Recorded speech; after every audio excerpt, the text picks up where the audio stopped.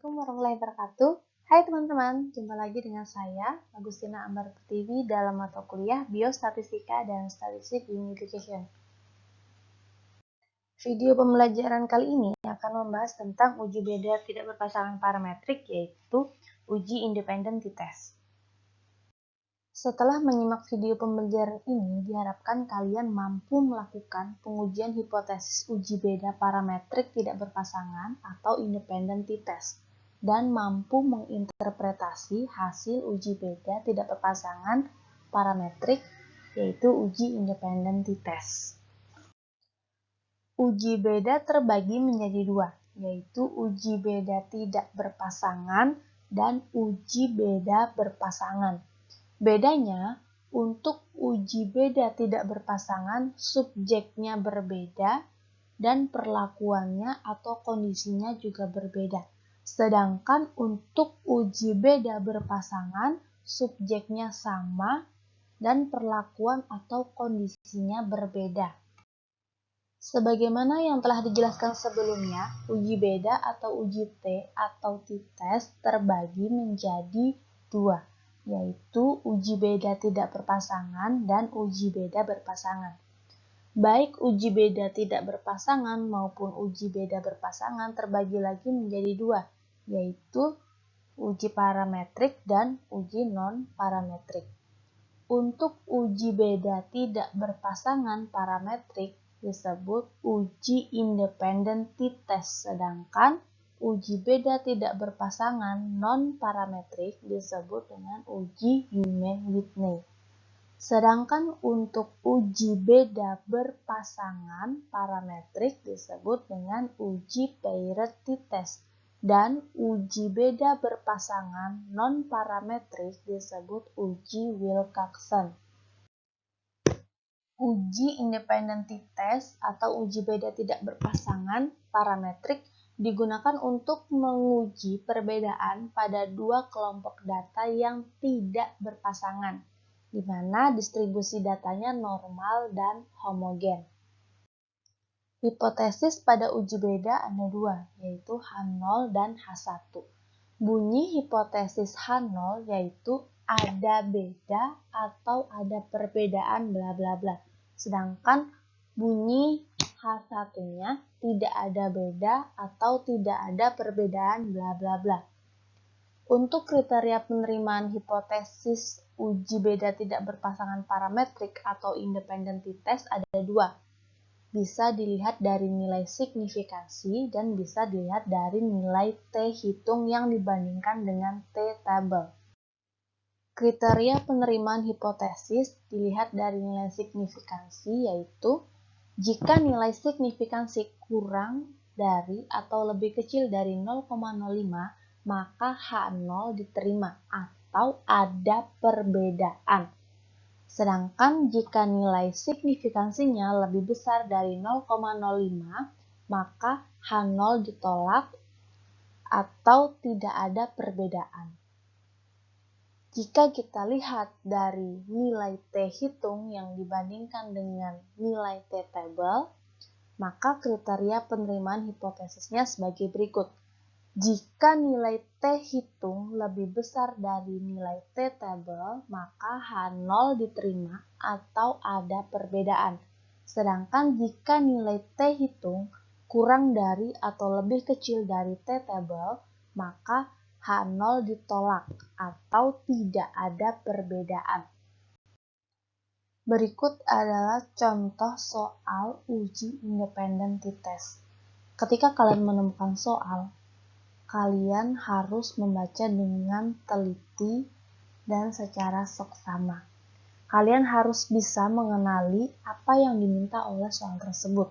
Apakah kalian diminta untuk mencari uji beda atau mencari uji hubungan? Ketika kalian sudah mengetahui jika kalian diminta untuk mencari atau melakukan uji beda, kalian harus mengenali lagi. Ini jenisnya uji beda yang mana? Apakah uji beda berpasangan atau uji beda tidak berpasangan? Cara mengenalinya, kalian bisa langsung melihat ke tabel yang disediakan. Dari tabel, kalian bisa melihat jenis datanya, apakah berpasangan atau tidak. Selain itu, kalian juga bisa melihat di dalam narasi soal. Di dalam narasi soal dijelaskan tentang perlakuan maupun subjek yang ada di soal tersebut. Maka dari situ kalian bisa menentukan jenis datanya apakah berpasangan atau tidak berpasangan. Setelah kalian mengetahui bahwa kalian diminta untuk melakukan uji beda tidak berpasangan, maka langkah selanjutnya kalian harus membuat hipotesis penelitian. Sekali lagi, hipotesis penelitian sebenarnya sudah ada clue-nya di dalam soal. Tinggal kalian membacanya secara teliti dan seksama. Setelah selesai membuat hipotesis penelitian, ingat hipotesis penelitian selalu terdiri dari dua, yaitu H0 dan H1. Setelah selesai membuat hipotesis penelitian, kalian harus melakukan uji prasyarat yang terdiri dari uji normalitas dan uji homogenitas. Ingat, setiap uji yang kalian lakukan, kalian harus selalu mencantumkan bunyi hipotesis dari uji yang kalian lakukan dan bunyi kriteria penerimaan hipotesis dari uji yang kalian lakukan.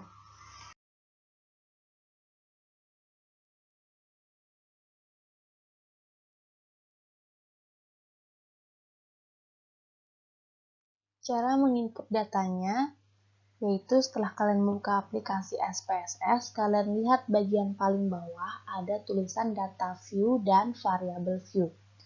Untuk variable view, silahkan tuliskan seperti tabel yang pertama. Kalian bisa isi angka 1 dengan hasil belajar dan metode. Kemudian untuk labelnya silahkan disesuaikan. Kemudian setelah kalian menyamakan dengan yang ada di tabel ini, silakan kalian klik data view. Setelah kalian klik data view, kalian bisa mulai mengisi data nilai atau hasil belajar yang dicantumkan di soal. Setelah kalian mengklik data view, maka akan ada tampilan kolom hasil belajar dan metode.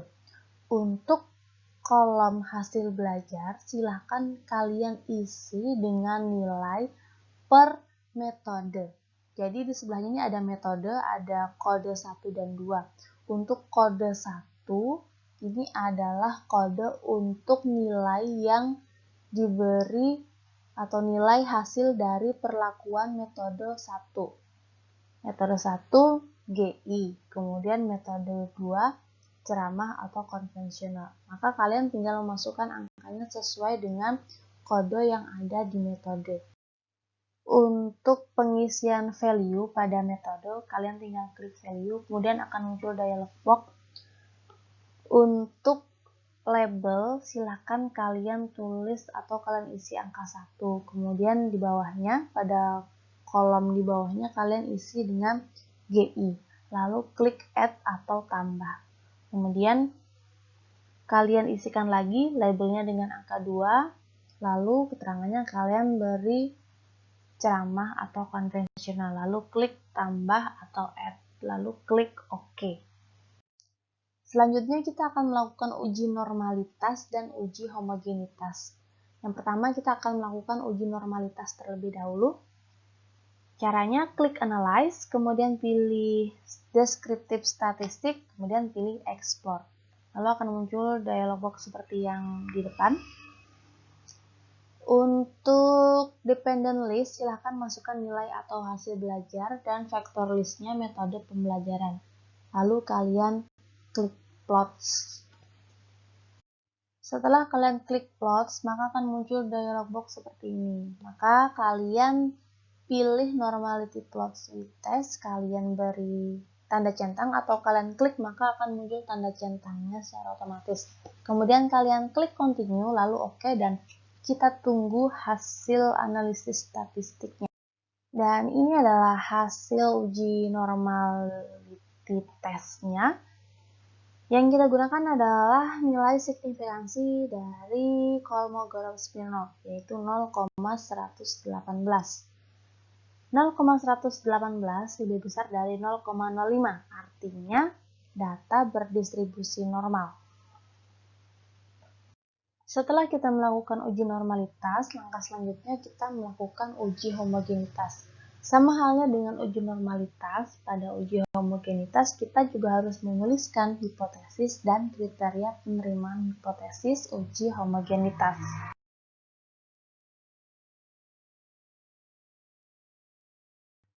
Langkah uji homogenitas mirip dengan uji normalitas ya, itu silahkan klik Analyze, kemudian pilih Descriptive Statistic, lalu pilih Explore. Maka akan muncul dialog box seperti yang telah kita isikan pada uji normalitas tadi. Silakan kalian klik tombol plots-nya, lalu akan muncul dialog box seperti berikut ini. Jika tadi pada test of normality kita klik atau kita centang normality plot with testnya, maka pada uji homogenitasnya kita buang tanda centangnya dan kita pilih spread versus level with levelness, yaitu yang untransform atau yang paling bawah.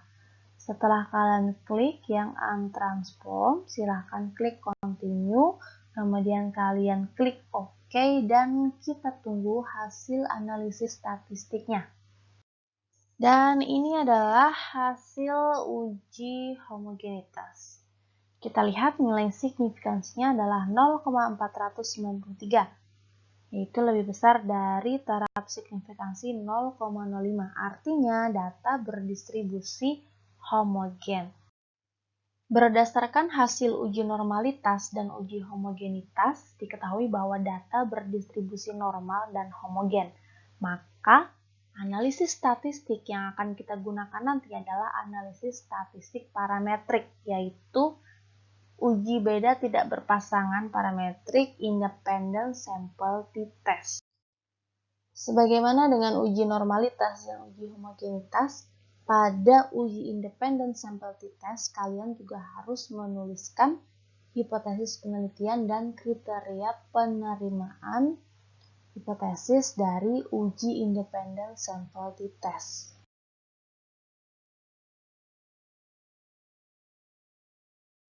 Cara melakukan uji independent sample t-test yaitu kalian silahkan pilih Analyze, kemudian pilih Compare Means, lalu pilih Independent Sample t-test.